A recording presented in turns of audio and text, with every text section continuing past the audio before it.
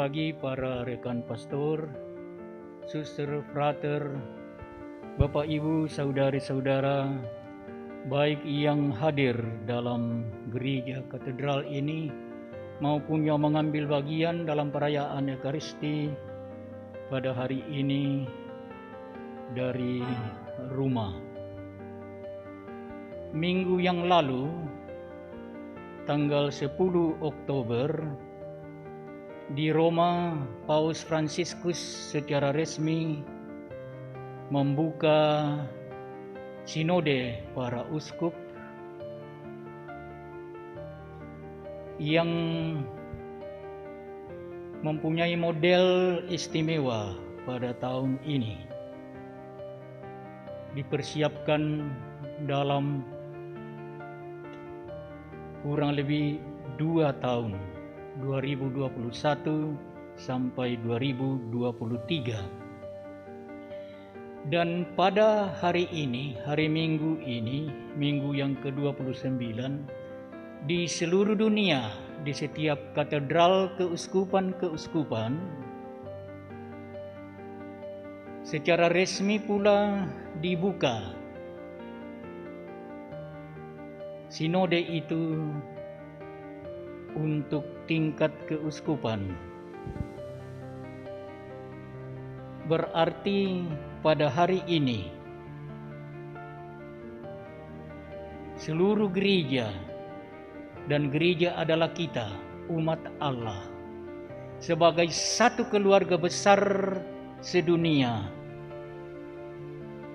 membuka sinode ini yang disebut sinode para uskup, tetapi modelnya kali ini istimewa, yang dapat disebut sinode gereja universal.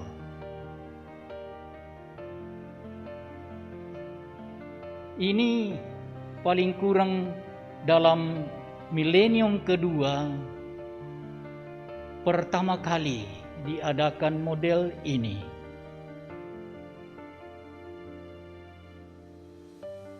Kalau saya tidak salah, jumlah keuskupan-keuskupan di dunia ini sudah sekitar 5.000-an.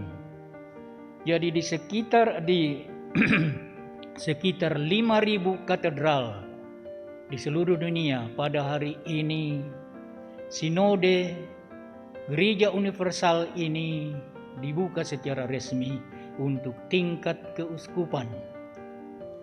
Dan mari khususnya dalam perayaan ini kita sadar bahwa ternyata sebagai gereja Katolik, sebagai anggota dari gereja Katolik, kita satu keluarga di seluruh dunia yang secara resmi memohon berkat dari Tuhan untuk sinode gereja universal ini.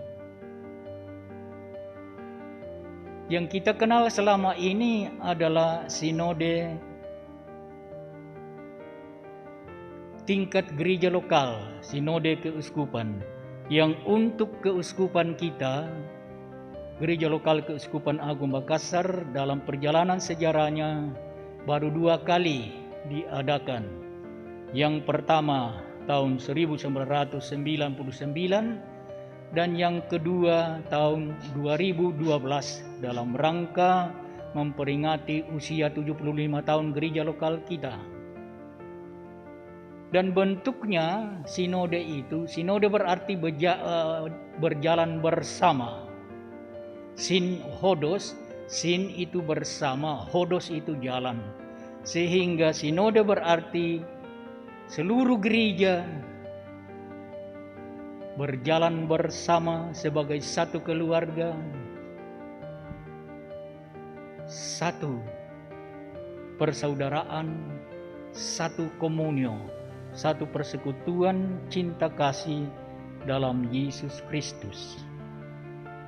Mari saudari-saudara terkasih, kita melalui perayaan Ekaristi hari ini bersama dengan saudara-saudara kita di semua keuskupan yang tersebar di seluruh dunia, kita berdoa moga-moga sinode gereja universal ini dapat dipersiapkan dengan baik dan berlangsung dengan baik, dan moga-moga model gereja persaudaraan, gereja komunio yang menjadi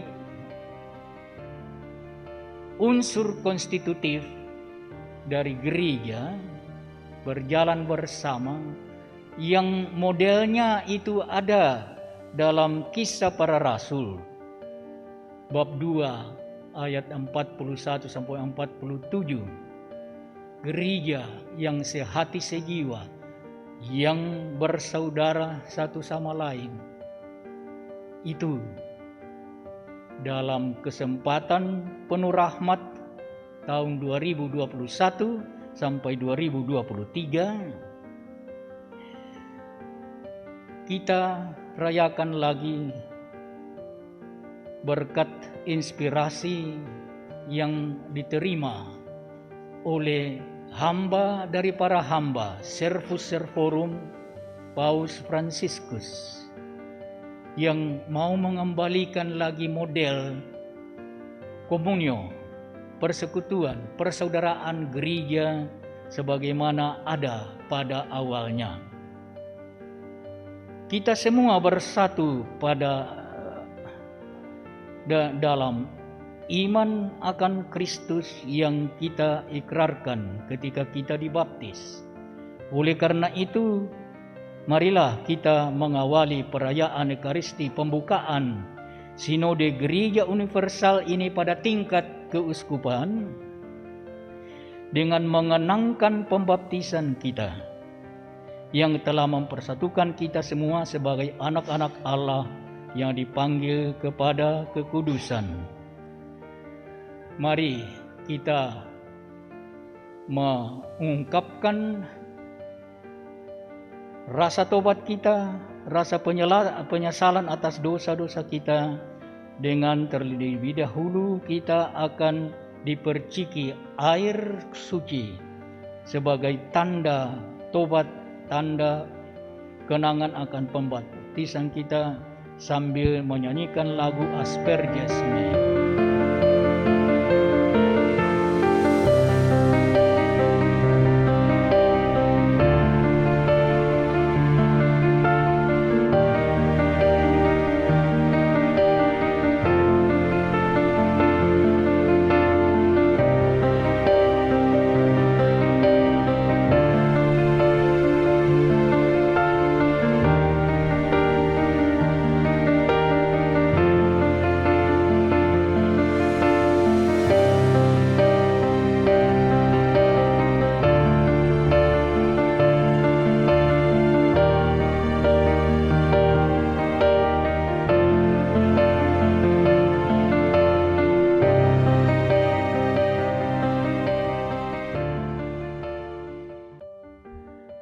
Anak manusia datang bukan untuk dilayani, melainkan untuk melayani dan untuk memberikan nyawanya sebagai tebusan bagi banyak orang.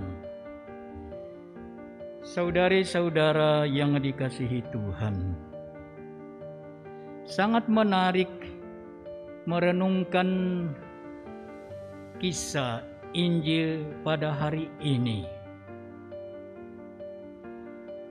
Nyatalah bahwa para murid Yesus mengikuti Yesus dengan gambaran yang ternyata bertentangan dengan misi perutusan Yesus. Mereka memahami bahwa menjadi pengikut Yesus berarti akan mendapatkan posisi, kedudukan, jabatan, kemuliaan dalam kerajaan Yesus. Memang tadi dikatakan hanya 2 murid Yesus yang meminta. supaya duduk di sebelah kanan dan sebelah kiri Yesus dalam kemuliaannya kelak. Dan itulah Yakobus dan Yohanes. Tetapi kemudian selanjutnya dikisahkan bahwa 10 murid yang lain itu juga marah-marah, cemburu. Mengapa 2 rekan semurid ini menuntut itu? Berarti juga 10 murid yang lain itu juga masih mempunyai paham yang sama dengan Yakobus dan Yohanes. Mendapatkan posisi, mendapatkan jabatan, mendapatkan kedudukan, kemuliaan dalam kerajaan Yesus. Dan itulah yang membuat mereka mau menjadi pengikut Yesus. Yesus mereka percaya dia adalah Mesias, utusan Allah yang datang ke dunia ini untuk memulihkan kerajaan Israel, kemuliaan Israel, dan di sana mereka mengharapkan kedudukan. Dan jawaban Yesus itu sungguh menarik. Jelas sekali bahwa Yesus tidak datang dan mau menjadi raja sebagaimana gambaran dari murid-murid itu. Persis berlawanan dari itu.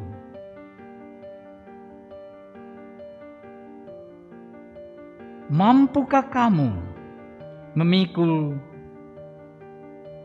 beban, memikul salib yang akan kupikul? Mampukah kamu meminum piala yang akan kuminum? Dan kedua murid itu yang mewakili murid-murid lainnya menjawab, kami mampu. Tetapi masih dalam pengertian bahwa kalau mengikuti piala yang diminum oleh Kristus, mereka tetap akan mendapat kedudukan, jabatan. Tetapi kesempatan itu dipergunakan oleh Yesus untuk mengajarkan model kemuliaan yang menjadi model perutusannya. Dan saya kira ayat terakhir tadi itu menggambarkan itu. Anak manusia pun datang bukan untuk dilayani, melainkan untuk melayani dan untuk memberikan nyawanya sebagai tebusan bagi banyak orang. Jadi gambaran kedudukan dalam kerajaan Yesus sebagai jabatan, posisi yang tinggi, kita lihat terbalik dengan model yang ditawarkan oleh Yesus. Dan itu jelas dalam kata-katanya, barang siapa ingin menjadi besar di antara kamu, hendaklah ia menjadi pelayanmu. Dan barang siapa ingin menjadi yang terkemuka di antara kamu, hendaklah ia menjadi hamba bagi semua orang. Jadi tugas perutusan Yesus adalah tugas pelayanan, bukan tugas mendapatkan posisi penting. Tugas pelayanan. Dan itulah makna salib. Mampukah kamu memikul salib yang akan kupikul? Saudari-saudara terkasih, jadi kita lihat apa yang dijanjikan oleh Yesus Kristus adalah salib. penderitaan. Dan saya kira ini, kalau kita jujur, kita harus mengakui itu tidak mudah.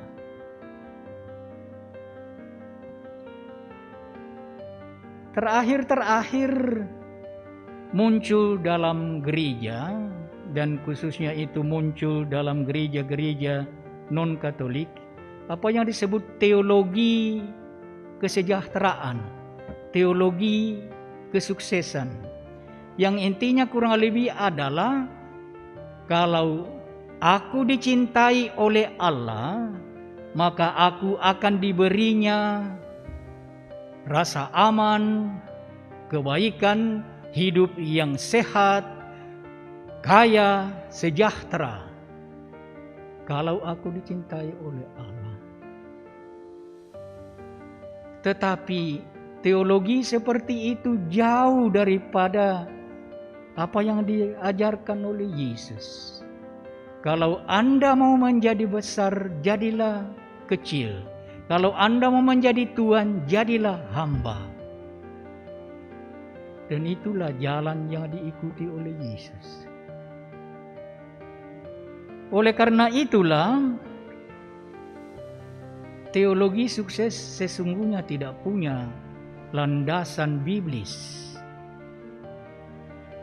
Mengapa?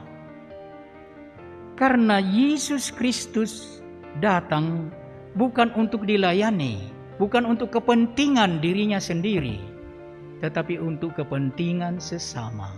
Teologi sukses mengajarkan yang sebaliknya. Pusatnya adalah diri sendiri, kepentingan diri sendiri. Siap melayani, siap memikul salib. Oleh karena itu, kalau orang beragama lain menyebut dengan menyindir agama Kristiani sebagai agama salib, itulah yang diajarkan oleh Yesus, agama salib. Tetapi, dan ini penting supaya kita tidak memahami salah, salib Yesus Kristus. Dan intinya itu ada di dalam kata-kata tadi, anak manusia datang untuk dilayani, bukan untuk datang untuk melayani, bukan untuk dilayani, dan menyerahkan nyawanya sebagai tebusan bagi banyak orang. Dan itulah salib, pengorbanan tanpa batas. Oleh karena itulah supaya kita mengerti apa makna salib Kristus. Salib Kristus bukanlah kekonyolan. Salib Kristus adalah ungkapan paling puncak dari pelayanan. Dengan kata lain, dari kasih. Yesus sendiri memberi makna kepada kematiannya di atas salib dengan berkata, tiada kasih yang lebih besar daripada kasih seorang yang menyerahkan nyawanya untuk sahabat-sahabatnya. Itulah makna salib Yesus, ungkapan kasih. Oleh karena itu, kalau agama Kristiani disebut agama salib, itu pertama-tama harus dipahami sebagai agama kasih.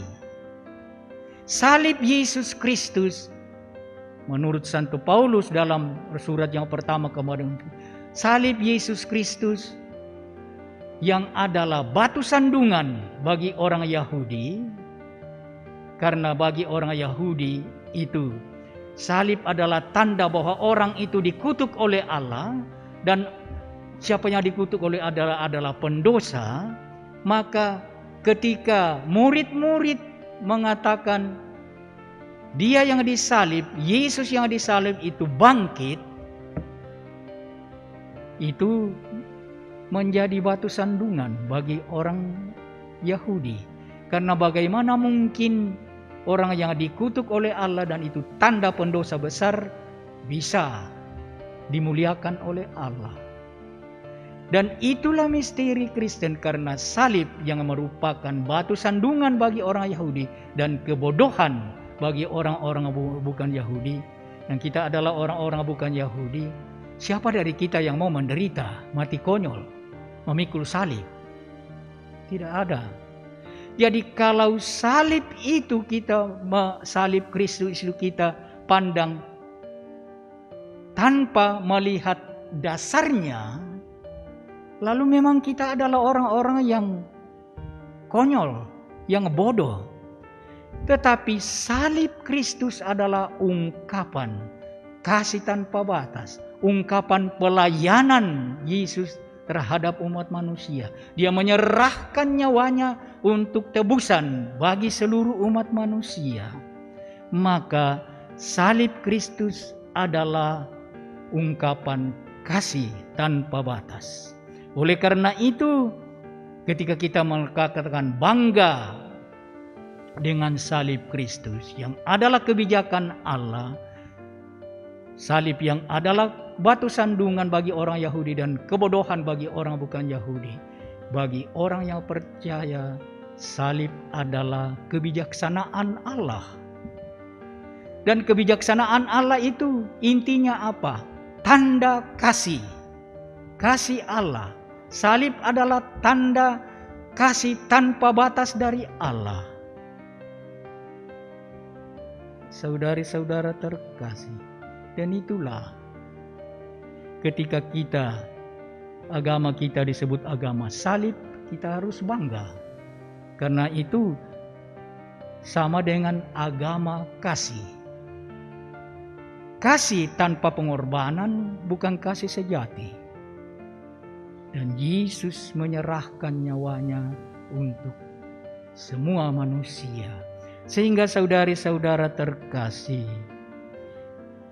pengajaran yang diberikan oleh Yesus dalam Injil pada hari ini sungguh sangat penting, tidak saja bagi murid-murid Yesus pada zaman hidupnya di dunia ini, tetapi bagi murid-murid Yesus sepanjang masa. Dan termasuk kita yang hidup lebih 2000 tahun sebagai pengikut-pengikut Yesus. Mengikuti Yesus berarti siap sedia menderita, siap sedia memikul salib, tetapi salib dalam arti sebagai ungkapan kasih tanpa batas, pelayanan. Oleh karena itulah saya kira kita bisa memahami kalau Paus, pemimpin gereja sedunia, itu digelar servus servorum, hamba daripada hamba. Jadi memang fungsi seorang Paus adalah pelayan, pemimpin pelayan, bukan pemimpin penguasa, tapi pemimpin pelayan. Karena apa? Karena kasih kepada saudari-saudaranya yang dilayaninya. Maka Paus kita yang sekarang paling jelas mengungkapkan itu, gelar itu, hamba daripada hamba. Dia, kita lihat seorang yang rendah hati, yang berani mengambil langkah-langkah yang oleh banyak orang disebut kontroversial. Mengapa? Karena keyakinan pelayanan. Karena mengikuti apa yang telah diilhamkan oleh Roh Kudus dalam Konsili Vatikan kedua.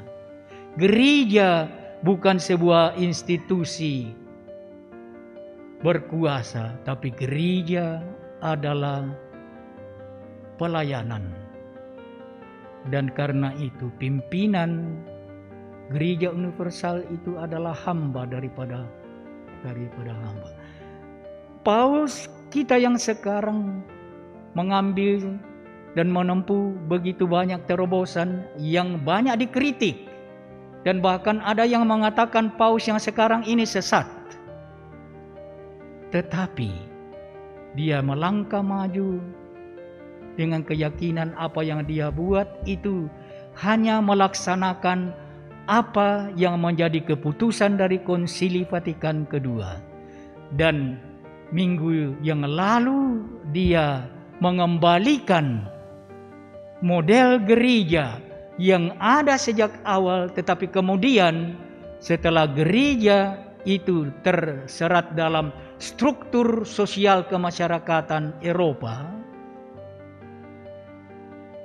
lalu hilanglah persaudaraan, hilanglah komunyo itu dari gereja, dan gambaran gereja yang berkuasa itu.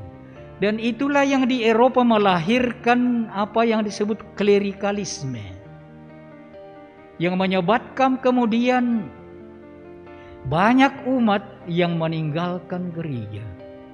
Tetapi paus yang sekarang dan juga dua paus-paus yang sebelumnya itu diutus oleh Allah untuk mengembalikan jati diri benar dari gereja, melayani.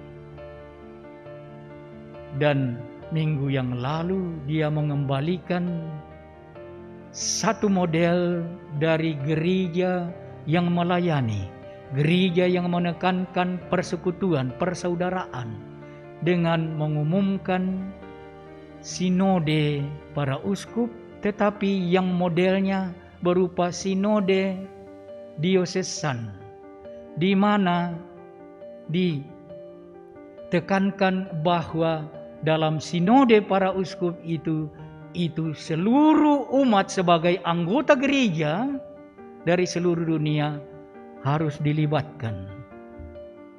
Dan itulah maksud sinode, artinya berjalan bersama seluruh gereja yang tersebar di seluruh dunia, berjalan bersama sebagai saudara. Tetapi sidangnya akan diadakan pada tahun 2023 dan tidak mungkinlah bahwa 1,1 miliar umat Katolik itu akan ikut dalam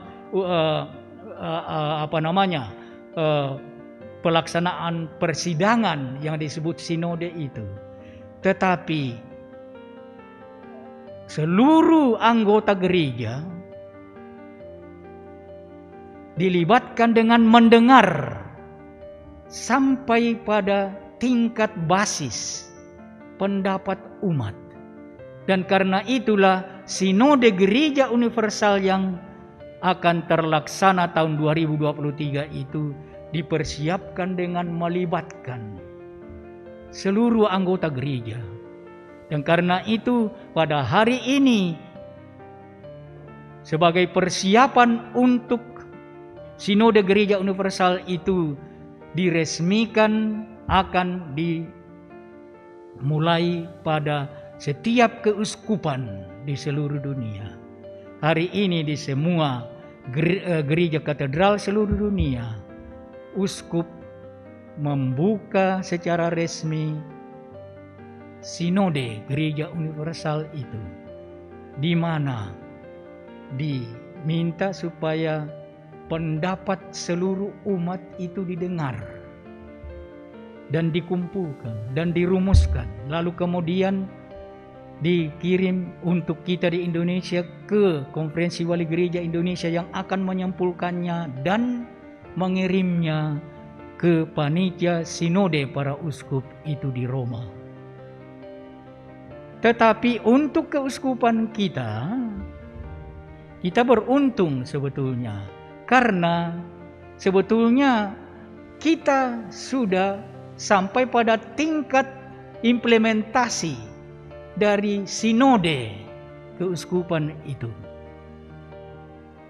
Karena kita sedang berada di dalam implementasi dari renstra keuskupan kita yang mendasarkan diri pada visi dan misi hasil sinode diosesan kita tahun 2012. Dan itu yang menjadi dasar dari renstra yang sekarang sudah mulai pada tahap permulaan berjalan. Tetapi karena sinode yang terakhir itu sudah lebih 9 tahun lalu. Jadi boleh jadi bahwa tidak lagi merupakan pendapat utama, pandangan utama dari gereja universal, gereja lokal, gereja partikular Keuskupan Agung Makassar. Oleh karena itu tim Dewan Karya Pastoral kita sebelum dan sebagai persiapan menyusun renstra itu, lalu mengadakan checking, rechecking itu di kevikepan untuk mengecek apakah visi dan misi dari Sinode Diosesan kita tahun 2012 itu masih relevan. Dan tim mengadakan pertemuan-pertemuan di kevikepan mendengarkan dan menemukan bahwa visi misi penemuan hasil dan menjadi hasil Sinode Diosesan kita yang dipersiapkan 2,5 tahun, dilaksanakan itu pada tahun Mei 2012,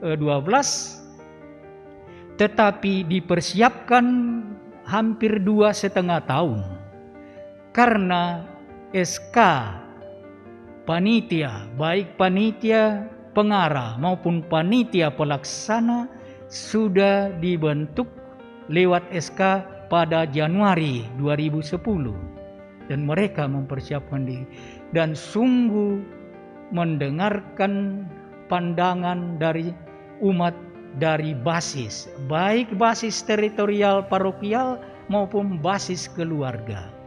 Dan setelah dikumpulkan semua pandangan dari umat itu, lalu panitia menemukan 6 bidang strategis sebagai misi dari gereja lokal. Tetapi kemudian dalam pengecekan lebih lanjut akhirnya menjadi 8 misi itu. Dan rechecking yang dilaksanakan oleh tim dari Dewan Karya Pastoral kita dalam rangka menyusun renstra keuskupan kita itu menemukan bahwa semua masih relevan, sehingga untuk memenuhi permintaan dari Sri Paus untuk mengadakan sinode dengan mendengarkan suara dari basis, dari anggota seluruh gereja, kita sudah buat dan kita menemukan itu masih merupakan pandangan utama dari gereja lokal Keuskupan Agung Makassar. Sehingga tim nanti yang menyusun pandangan gereja lokal Keuskupan Agung Makassar itu diringankan tugasnya karena tinggal mencoba mengecek lagi sekali lagi hasil itu, visi misi ini, dan yang sesungguhnya sedang diimplementasikan lewat renstra Keuskupan Agung kita. Maka saudari-saudara terkasih, mari sadar bahwa Sri Paus kita, Servus Servorum, hamba dari para hamba ini yang mau mengembalikan model hidup gereja sejak awal. Itu kita dukung lewat doa dan lewat semangat persaudaraan kita, sehingga mudah-mudahan gereja yang sedang kehilangan daya tariknya bagi manusia supermodern, manusia zaman now, ketika kembali menghayati cara hidup umat Kristen perdana dengan sehati sejiwa dalam persaudaraan. Dengan semangat itu, moga-moga dengan bimbingan Roh Tuhan sendiri, gereja kembali menemukan daya tariknya kepada manusia abad serba maju ini. Dan itulah kiranya tujuan dari sinode para uskup yang sesungguhnya harus disebut sinode gereja universal ini. Dan mari kita dalam perayaan ini secara khusus berdoa untuk kesuksesan dari sinode gereja universal ini. Moga-moga roh Tuhan yang telah mendorong Paus Yohanes ke-23 mengundangkan Konsili Vatikan kedua, dan Konsili Vatikan kedua inilah yang mengembalikan jati diri gereja sebagai gereja yang sinodal, gereja yang berjalan bersama sebagai satu keluarga, tetapi tentu saja bersifat perwakilan, kolegial, sehingga gereja pada intinya adalah gereja yang berjalan bersama lewat perwakilan-perwakilan. Saudari-saudara terkasih, moga-moga dorongan roh ini yang diberikannya kepada hamba dari para hamba, Paus kita yang sekarang, mengembalikan gereja sebagai gereja yang menarik bagi umat manusia. Dan dengan demikian tujuan Sang Mesias yang datang untuk memberikan nyawanya sebagai tebusan bagi banyak orang kembali menjadi hal yang merupakan unsur konstitutif daya tarik bagi gereja itu sendiri. Tuhan memberkati kita. Amin.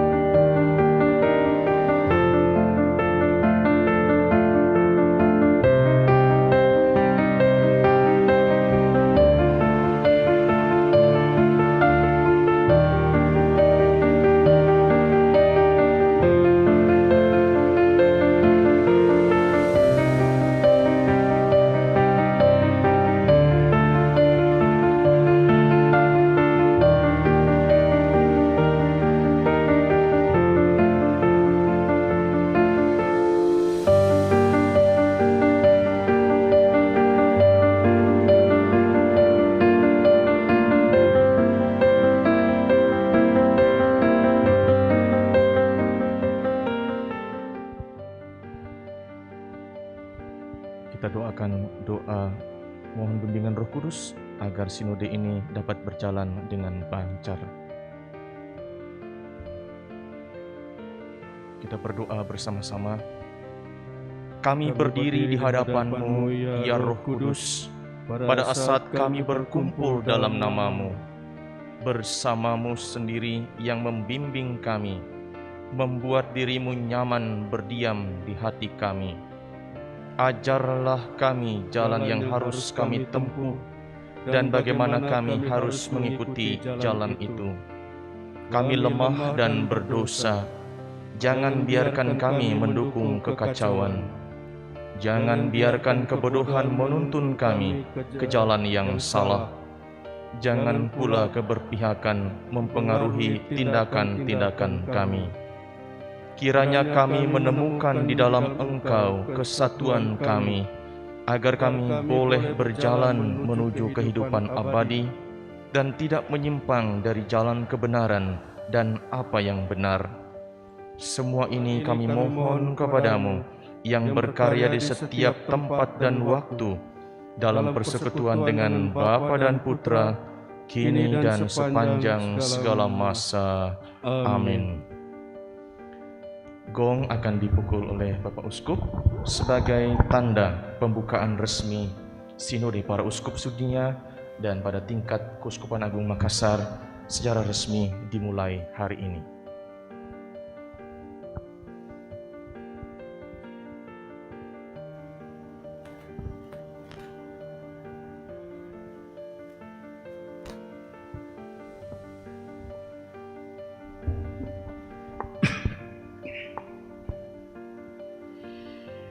Dengan berkat Allah Bapa yang Maha Kuasa dan Maha Pengasih, dan dengan perantaraan Yesus Kristus dalam persekutuan Roh Kudus, Sinode Gereja Universal yang didahului oleh Sinode Diosesan dengan ini selaku pelayan utama dalam Gereja Lokal Keuskupan Agung Makassar menyatakan Sinode Diosesan Keuskupan Agung Makassar dalam rangka Sinode Gereja Universal saya nyatakan dimulai dengan resmi.